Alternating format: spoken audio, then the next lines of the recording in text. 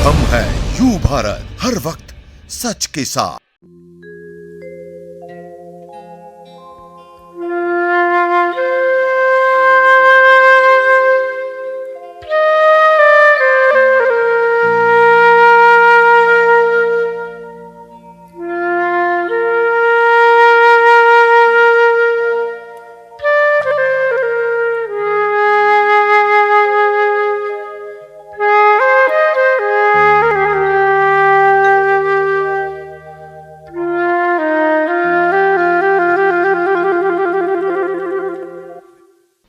नहाय खाए और खरना से करते हैं छठ के पर्व की शुरुआत। लहलहाते रहें खेत खलिहान, संतान को प्राप्त हो दीर्घायु का आशीर्वाद। सभी के परिवार में बनी रहे सुख समृद्धि, छठ मैया से मांगते हैं यही मुराद। छठ पर्व की आप सभी को शुभकामनाएं।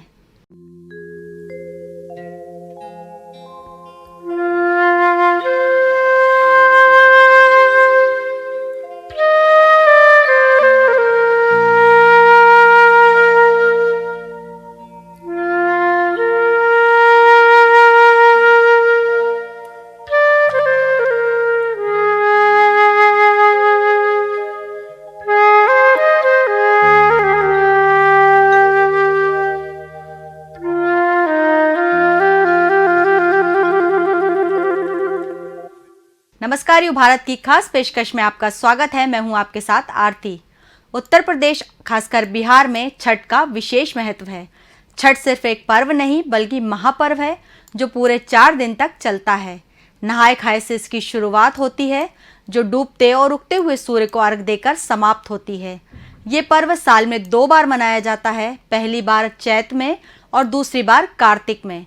चैत्र शुक्ल पक्ष षष्ठी पर मनाए जाने वाले छठ पर्व को चैती छठ और कार्तिक शुक्ल पक्ष षष्ठी पर मनाए जाने वाले पर्व को कार्तिकी छठ कहा जाता है।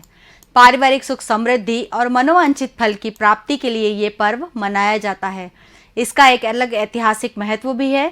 कार्तिक मास की अमावस्या को दीपावली मनाने के बाद मनाए जाने वाले इस 4 दिवसीय व्रत की सबसे कठिन और महत्वपूर्ण रात्रि कार्तिक शुक्ल षष्ठी की होती है। इसी कारण इस व्रत का नामकरण छठ व्रत हो गया। छठ पर्व षष्ठी तिथि का अपभ्रंश है। इस बार सोमवार 8 नवंबर को दोपहर 1:16 पर पंचमी तिथि लग रही है। इससे ही कार्तिक छठ पर्व की प्रारंभ हो रहा है जो 11 नवंबर तक चलेगा। सूर्य षष्ठी व्रत होने के कारण इसे छठ व्रत कहा गया है। पारिवारिक सुख समृद्धि तथा मनोवांछित फल की प्राप्ति के लिए यह पर्व मनाया जाता है। हिंदू मान्यता के मुताबिक कथा प्रचलित है कि छठ पर्व की शुरुआत महाभारत काल में हुई थी। इस पर्व को सबसे पहले सूर्यपुत्र कर्ण ने सूर्य की पूजा करके शुरू किया था। कहा जाता है कि कर्ण भगवान सूर्य के परम भक्त थे और वो रोज घंटों तक पानी में खड़े होकर उन्हें अर्घ देते थे। सूर्य की कृपा से ही वे महान योद्धा बने। आज भी छठ में अर्घ देने की यही परंपरा प्रचलित है। छठ पर्व के बारे में एक कथा और भी है। इस किंवदंती के मुताबिक जब पांडव सारा राजपाट जुए में हार गए तब द्रौपदी ने छठ का व्रत रखा था। इस व्रत से उसकी मनोकामना पूरी हुई थी और पांडवों को सब कुछ वापस मिल गया था। परंपरा के अनुसार सूर्यदेव और छठी मैया का संबंध भाई बहन का है, इसलिए छठ के मौके पर सूर्य की आराधना फलदायी मानी गई। छठ पूजा की परंपरा कैसे शुरू हुई, इस संदर्भ में कई अन्य कथाएं भी प्रचलित हैं। एक मान्यता के अनुसार जब राम सीता 14 साल के वनवास के बाद अयोध्या लौटे थे तब रावण वध के पाप से मुक्त होने के लिए उन्होंने ऋषि मुनियों के आदेश पर राजसूय यज्ञ करने का फैसला लिया। पूजा के लिए उन्होंने मुग्दल ऋषि को आमंत्रित किया। मुग्दल ऋषि ने मां सीता पर गंगा जल छिड़ककर पवित्र किया और कार्तिक मास के शुक्ल पक्ष की षष्ठी तिथि को सूर्यदेव की उपासना का आदेश दिया। इससे सीता ने मुग्दल ऋषि के आश्रम में रहकर 6 दिनों तक सूर्य भगवान की पूजा की थी। सप्तमी को सूर्यदेव को फिर से अनुष्ठान कर सूर्यदेव से आशीर्वाद प्राप्त किया था। मान्यताओं के अनुसार छठ पर्व पर व्रत करने वाली महिलाओं को पुत्र रत्न की प्राप्ति होती है। पुत्र की चाहत रखने वाली और पुत्र की कुशलता के लिए सामान्य तौर पर महिलाएं यह व्रत रखती हैं।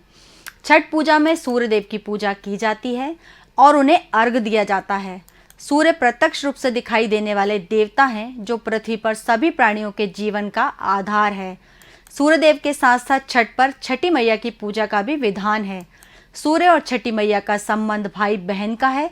मूल प्रति के छठे अंश में प्रकट होने के कारण इनका नाम षष्ठी पड़ा। यह भगवान कार्तिकेय की पत्नी भी हैं। षष्ठी देवी देवताओं की देवसेना भी कही जाती हैं। पौराणिक कथाओं के अनुसार षष्ठी की पहली पूजा सूर्य ने की थी। वैज्ञानिक दृष्टि से देखें तो षष्ठी के दिन विशेष खगोलीय परिवर्तन होता है। तब सूर्य की पराबैंगनी किरणें असामान्य रूप से एकत्र होती हैं और इनके कुप्रभावों से बचने के लिए सूर्य की उषा और प्रत्यूषा के रहते जल में खड़े होकर छठ व्रत किया जाता है।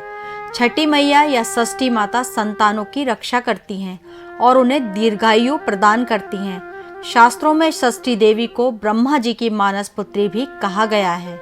पुराणों में इन्हें मां कात्यायनी भी कहा गया है, जिनकी पूजा नवरात्रि में षष्ठी तिथि पर होती है। षष्ठी देवी को ही बिहार, झारखंड और पूर्वी उत्तर प्रदेश में स्थानीय भाषा में छठ मैया कहा गया है। छठ महापर्व 4 दिनों तक चलता है। भैया दूज के तीसरे दिन से छठ पर्व का आरंभ हो जाता है। पहले दिन सेंधा नमक, घी से बना हुआ अरवा, चावल और कद्दू की सब्जी प्रसाद के रूप में ली जाती है। अगले दिन से उपवास आरंभ होता है और इस दिन रात में खीर बनती है। व्रतधारी रात में यह प्रसाद लेते हैं। तीसरे दिन डूबते हुए सूरज को अर्घ यानी दूध अर्पण करते हैं। अंतिम दिन उगते हुए सूर्य को अर्घ दिया जाता है। इस पूजा में पवित्रता का पूरा ध्यान रखा जाता है, लिहाजा इस दौरान लहसुन प्याज का सेवन भी नहीं किया जाता। जिन घरों में छठ की पूजा की जाती है वहाँ भक्ति गीत गाए जाते हैं। आजकल कुछ नई रीतियां भी आरंभ हो गई हैं, जैसे पंडाल और सूर्य देवता की मूर्ति की स्थापना करना। छठ पूजा पर बच्चे पटाखे भी जलाते हैं। छठ उत्सव के केंद्र में छठ व्रत है, जो एक कठिन तपस्या की तरह है। यह प्रायः महिलाओं द्वारा किया जाता है, किंतु कुछ पुरुष भी इस व्रत को रखते हैं। व्रत रखने वाली महिलाओं को परवैतिन भी कहा जाता है। 4 दिनों के इस व्रत में व्रत कर लगातार उपवास किया जाता है। भोजन के साथ ही सुखद शैया का भी त्याग किया जाता है। पर्व के लिए बनाए गए कमरे में व्रती फर्श पर एक कंबल या चादर के सहारे ही रात बिताती है। इस उत्सव में शामिल होने वाले लोग नए कपड़े पहनते हैं। व्रती ऐसे कपड़े पहनते हैं जिनमें किसी प्रकार की सिलाई नहीं की जाती। महिलाएं साड़ी और पुरुष धोती पहनकर छठ पूजा करते हैं। छठ पूजा शुरू करने के बाद इसे कभी भी छोड़ा नहीं जाता। ये त्यौहार पीढ़ी दर पीढ़ी जारी रहता है। घर में किसी की मृत्यु हो जाने पर यह पर्व नहीं मनाया जाता। ऐसी मान्यता है कि छठ पर्व पर व्रत करने वाली महिलाओं को पुत्र रत्न की प्राप्ति होती है। पुत्र की चाहत रखने वाली और पुत्र की कुशलता के लिए सामान्य तौर पर महिलाएं यह व्रत रखती हैं, किंतु पुरुष भी यह व्रत पूरी निष्ठा से रखते हैं। इन कथाओं के अलावा एक और किंवदंती भी प्रचलित है। पुराणों के अनुसार प्रियव्रत नाम का एक राजा की कोई संतान नहीं थी। इसके लिए उसने हर जतन कर डाले, लेकिन कोई फायदा नहीं हुआ। तब उस राजा को संतान प्राप्ति के लिए महर्षि कश्यप ने उसे पुत्रेष्ठि यज्ञ करने का परामर्श दिया। यज्ञ के बाद महारानी ने एक पुत्र को जन्म दिया, लेकिन वह मरा हुआ पैदा हुआ। राजा के मृत बच्चे की सूचना से पूरे नगर में शोक छा गया। कहा जाता है जब राजा मृत बच्चे को दफनाने की तैयारी कर रहे थे, तभी आसमान से एक ज्योतिर्मय विमान धरती पर उतरा। इसमें बैठी देवी ने कहा, मैं षष्ठी देवी और विश्व के समस्त बालकों की रक्षिका हूँ। इतना कहकर देवी ने शिशु के मृत शरीर को स्पर्श किया, जिससे वह जीवित हो उठा। इसके बाद से ही राजा ने अपने राज्य में ये त्योहार मनाने की घोषणा कर दी। नहाय खाए से होती है महापर्व की शुरुआत। पूजा के पहले दिन नहाय खाए होता है। इसकी शुरुआत कार्तिक शुक्ल चतुर्थी को होती है।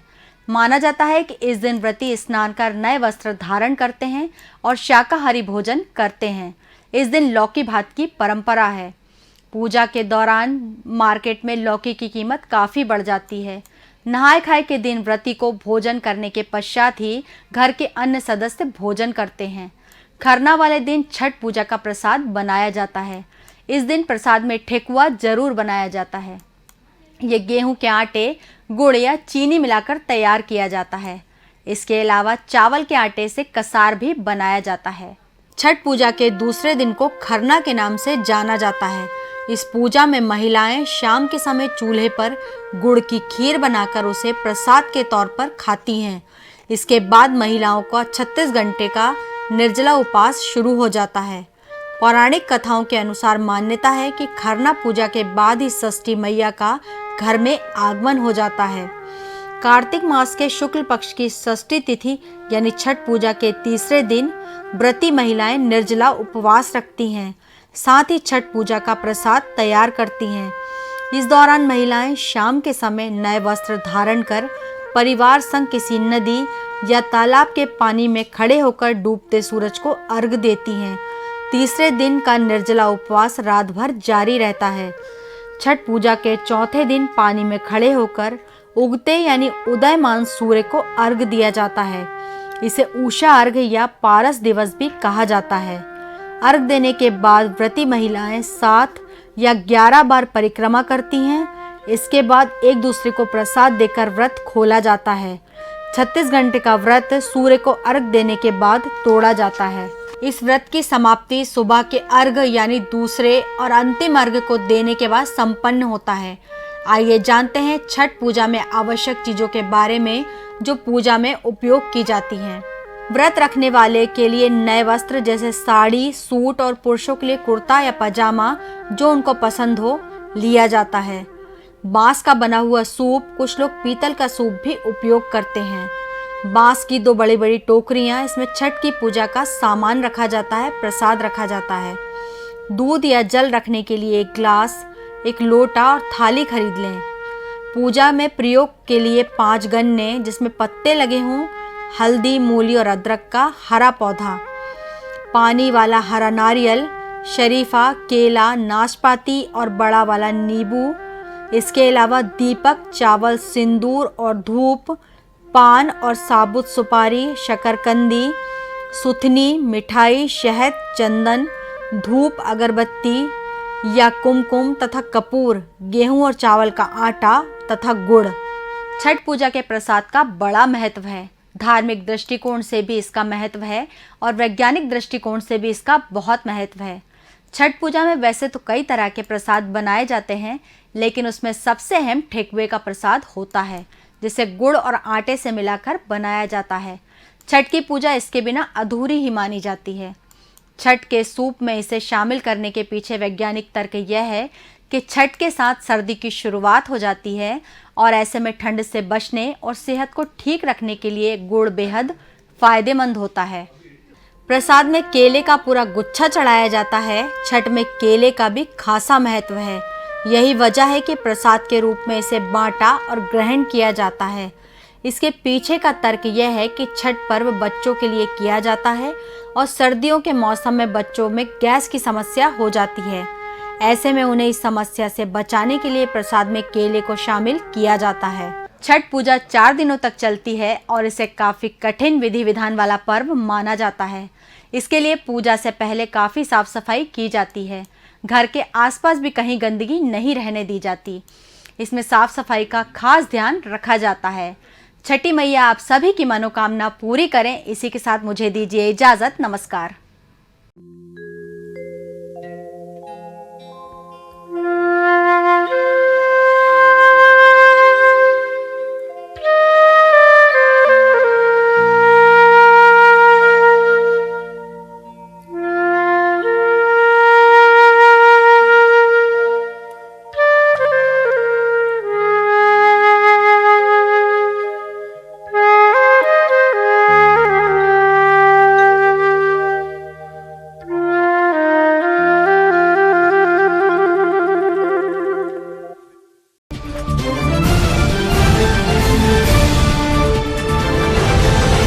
हम हैं यू भारत, हर वक्त सच के साथ।